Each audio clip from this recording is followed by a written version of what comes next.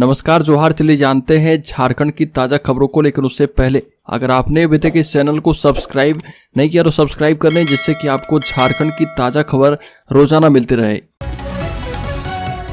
सबसे पहली खबर की बात करें तो झारखंड कांग्रेस के जिला अध्यक्ष के साथ बैठक, सभी से मांगी जाएगी रिपोर्ट। झारखंड कांग्रेस कमेटी ने सभी लोकसभा क्षेत्र के प्रभारी जिला अध्यक्ष एवं जिला प्रभारी की अहम बैठक बुलाई है और बैठक में पार्टी जिन जिन लोकसभा क्षेत्र से चुनाव लड़ रही है उसके प्रत्याशी को भी बुलाया गया है।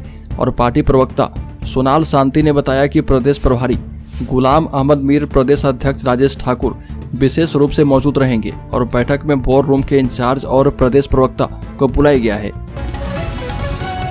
अगली खबर, शंकराचार्य स्वामी निश्चलानंद सरस्वती जी पहुंचे देवघर।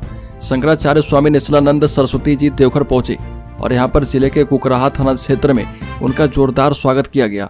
कुकराहा की सैकड़ों महिलाएं और ग्रामीण ने पुष्प वर्षा करके स्वामी जी का स्वागत एवं आरती की और स्वामी शंकराचार्य संगोष्ठी दीक्षा दर्शन एवं पादुका पूजन करेंगे। और बता दें कि विशाल हिंदू महासभा को भी संबोधित करने वाले हैं। आपको बता दें कि श्रीमद जगत गुरु शंकराचार्य स्वामी निश्चलानंद सरस्वती जी भारत के एक ऐसे संत हैं जिनसे आधुनिक युग में विश्व के सर्वोच्च वैधानिक संगठनों संयुक्त राष्ट्र संघ और विश्व बैंक भी सलाह ले चुके हैं। शंकराचार्य जी का जन्म बिहार के मधुबनी जिले में हुआ है और उनके देश और विदेश दोनों जगहों पर काफी ज्यादा अनुयायी हैं। बड़ी खबर, बीजेपी ने कहा कि झारखंड मुक्ति मोर्चा बताए कि उसने भ्रष्टाचार और ट्रांसफर पोस्टिंग छोड़कर तीसरा कौन सा काम किया है। भाजपा के प्रदेश प्रवक्ता प्रतुल सहदेव ने झारखंड मुक्ति मोर्चा पर पलटवार करते हुए कहा कि हेमंत सरकार पार्ट 1 और पार्ट 2 सिर्फ और सिर्फ भ्रष्टाचार के कारण देश में जानी गई और 70,000 करोड़ के घोटाले का आरोप लगा। देश के इतिहास में पहली बार एक मुख्यमंत्री 40 घंटे तक गायब रहे। झारखंड मुक्ति मोर्चा की सरकार की पहचान भ्रष्टाचार और ट्रांसफर पोस्टिंग का है। झारखंड मुक्ति मोर्चा को चुनौती देते हुए प्रदेश भाजपा के प्रवक्ता ने कहा कि वह अपनी सरकार की शोहरत की कोई तीसरी वजह बता दें, उपलब्धियां इनके खाते में शून्य है। बड़ी खबर, गुमला का 350 साल पहले बना धोबी मठ अब बनेगा राष्ट्रीय धरोहर। एएसआई ने केंद्र को भेजा प्रस्ताव। गुमला के इलाके में 350 साल पहले बना धोबी मठ अब राष्ट्रीय धरोहर बनेगा। एएसआई यानी भारतीय पुरातत्व सर्वेक्षण ने इस विरासत को राष्ट्रीय विरासत का दर्जा देने का प्रस्ताव भेजा है और गुमला के नगर सिसई का यह धोबी मठ झारखंड में बने टेराकोटा मंदिरों में से एक है और इसका निर्माण किसने करवाया था यह अभी तक ज्ञात नहीं है, लेकिन मंदिर के स्थापत्य कला को देखकर आर्कियोलॉजिस्ट ने अनुमान लगाया है कि इसे नागवंशी राजाओं ने बनवाया था। बड़ी खबर, झारखंड में मतदान के एक दिन पहले से सभी बूथों पर पारा मेडिकल कर्मी की जाएगी तैनाती। लोकसभा चुनाव में झारखंड के सभी मतदान केंद्रों पर मेडिकल किट के साथ पारा मेडिकल कर्मियों की तैनाती की जाएगी और पोलिंग डे के एक दिन पहले जरूरी दवाइयों, ORS एवं सभी तरह की प्राथमिक चिकित्सा सुविधाओं के साथ इन कर्मियों को केंद्रों तक पहुंचाया जाएगा। और राज्य के स्वास्थ्य, चिकित्सा, शिक्षा एवं परिवार कल्याण विभाग के प्रधान सचिव अजय कुमार सिंह ने मतदान केंद्रों पर चिकित्सा सुविधाओं की उपलब्धता को लेकर सभी जिलों के सिविल सर्जन के साथ वीडियो कॉन्फ्रेंसिंग के जरिए मीटिंग की। अगली खबर, सहायक अध्यापकों को मिले वेतनमान नहीं तो आंदोलन। झारखंड सहायक अध्यापक संघर्ष मोर्चा ने मुख्यमंत्री चंपई सोरेन से मांग की है कि सहायक अध्यापकों के लिए बनाई गई रूलबुक में अनुकंपा पर नौकरी, वेतनमान, EPF और शहरी क्षेत्र के सहायक अध्यापकों में वार्षिक वृद्धि जैसे प्रावधानों को लागू किया जाए और अभी तक इसे लागू नहीं किया गया है। मोर्चा के संजय कुमार दुबे ने कहा कि निरंतर ऐसा देखा जा रहा है, सहायक अध्यापक अपनी लंबी सेवा देते हुए इस दुनिया से गुजर जा रहे, लेकिन उनके परिजनों को देखने वाला सरकार की ओर से कोई है नहीं और उनका घर सूना हो जाता है, परिवार बेसहारा हो जाता है। बड़ी खबर, झारखंड में जल जंगल जमीन लूट नहीं रुकी तो जाएंगे जेल। भाजपा की मुख्यमंत्री को चेतावनी। झारखंड के बाबूलाल मरांडी ने मुख्यमंत्री चंपई सोरेन को जेल भेजने की चेतावनी देते हुए कहा कि राज्य में जल जंगल और जमीन की लूट को नजरअंदाज न किया जाए। झारखंड में जल जंगल जमीन लूट को लेकर कई विवाद चल रहा और जनवरी में पूर्व मुख्यमंत्री हेमंत सोरेन को ईडी ने गिरफ्तार किया था, जिसके बाद से इस मामले की जांच जारी है। अब हाल ही में झारखंड में बीजेपी के बाबूलाल मरांडी ने मुख्यमंत्री चंपई सोरेन को चेतावनी दी है और कहा कि यदि मुख्यमंत्री इसी तरह जल जंगल जमीन लूट को नजरअंदाज करके खामोश बने रहेंगे तो उन्हें भी जेल जाने के लिए तैयार रहना चाहिए। अगली खबर, पूर्व मुख्यमंत्री हेमंत सोरेन की पत्नी कल्पना गांडे से लड़ेगी चुनाव। झारखंड मुक्ति मोर्चा की लगी मुहर। बता दें कि लोकसभा चुनाव 2024 से पहले झारखंड में इंडिया गठबंधन ने भाजपा को टक्कर देने के लिए एक बड़ा दांव खेला है और यहां पर पूर्व मुख्यमंत्री हेमंत सोरेन की पत्नी कल्पना को गांडे विधानसभा से चुनावी मैदान में उतारा गया है और झारखंड मुक्ति मोर्चा की बैठक में कल्पना सोरेन के नाम पर मुहर लग गई है। और संवाददाता ने बताया कि झारखंड के मुख्यमंत्री आवास में झारखंड मुक्ति मोर्चा की बैठक में कल्पना सोरेन को आगे करने का फैसला कर लिया गया है। बड़ी खबर आदिवासी के धर्मांतरण पर झारखंड हाईकोर्ट बेहद नाराज, केंद्र एवं राज्य सरकार से पूछा कि इसे रोकने का क्या तरीका है। झारखंड हाईकोर्ट ने आदिवासी का जबरन धर्मांतरण रोकने के लिए दाखिल याचिका पर सुनवाई करते हुए केंद्र और राज्य सरकार से जवाब मांगा है और कोर्ट ने दोनों सरकारों से पूछा है कि जबरन धर्मांतरण रोकने के लिए क्या कदम उठाए गए और मामले में अगली सुनवाई 12 जून को निर्धारित कर दी गई है। इस मामले में पूर्व में भी कोर्ट ने केंद्र और राज्य सरकार से जवाब मांगा था, लेकिन जवाब दाखिल नहीं किया जा पाया और इस संबंध में सोमा उरांव ने जनहित याचिका दाखिल की थी। बड़ी खबर सीता सोरेन ने पति की मौत की जांच को लेकर फिर से उठाई मांग, झारखंड मुक्ति मोर्चा पर लगाए आरोप।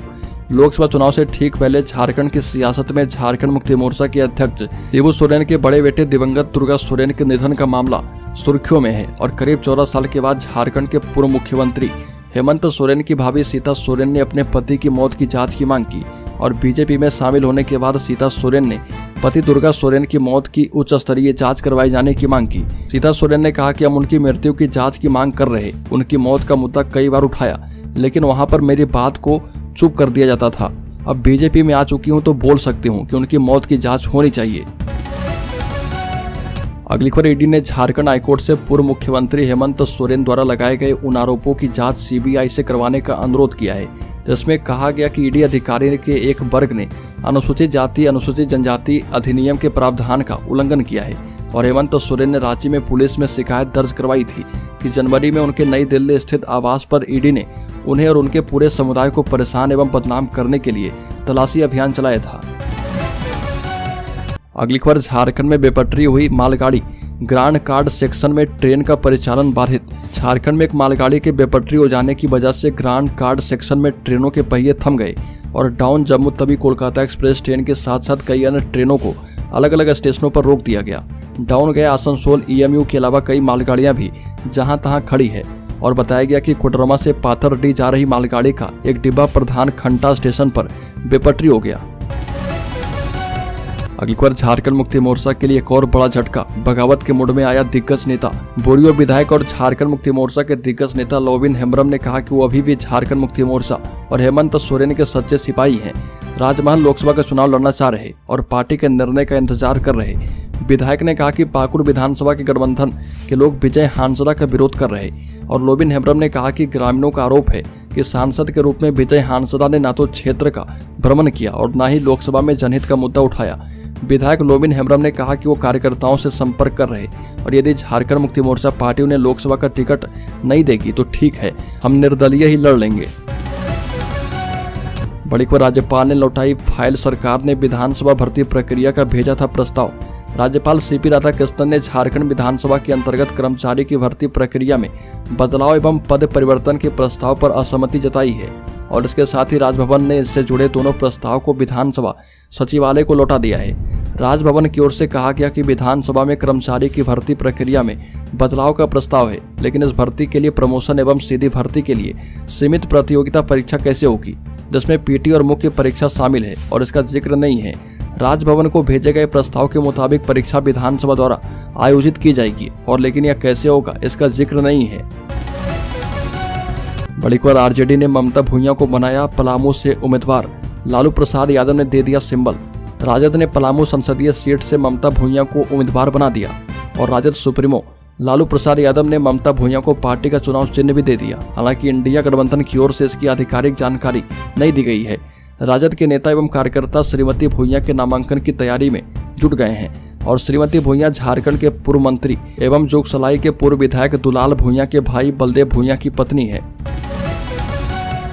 बड़ी खबर, झारखंड में लगातार दूसरी बार जदयू नहीं लड़ेगा लोकसभा का चुनाव। एनडीए की पार्टनर और बिहार में सत्तारूढ़ जनता दल यूनाइटेड झारखंड में लगातार दूसरी बार लोकसभा चुनाव में उम्मीदवार उतारने की स्थिति में नहीं है और जदयू ने 2019 में चुनाव नहीं लड़ा था और 2024 में भी यही स्थिति नजर आ रही है। एनडीए ने झारखंड में सभी 14 सीटों पर उम्मीदवार उतार दिए हैं और 13 सीटों पर भाजपा और 1 सीट पर आजसू पार्टी चुनाव लड़ रही है, जबकि प्रदेश जदयू ने लोकसभा चुनाव घोषित होने के पहले राष्ट्रीय नेतृत्व को अवगत करवाया था कि पार्टी 3 लोकसभा क्षेत्र हजारीबाग, चतरा और धनबाद से चुनाव लड़ना चाहती है।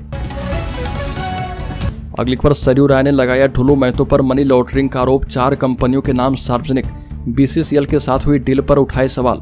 धनबाद में भाजपा उम्मीदवार ढुलू महतो के खिलाफ सरयू राय ने मनी लॉन्ड्रिंग के आरोप लगाए हैं और 4 कंपनियों की लिस्ट जारी की है और कहा कि इन कंपनियों से ढुलू महतो का रिश्ता है। साथ ही बीसीसीएल के साथ हुई डील का भी जिक्र किया और कहा कि एमडीओ मोड में इंदुकुरी मधुबंध प्रोजेक्ट्स प्रॉपर लिमिटेड को डील मिली, जो कि बिल्कुल नई कंपनी है। बता दें कि जमशेदपुर पूर्वी के निर्दलीय विधायक सरयू राय ने आरोप लगाया कि कैसे ढुलू महतो ने कंपनियों का निर्माण करके मनी लॉन्ड्रिंग का खेल किया है।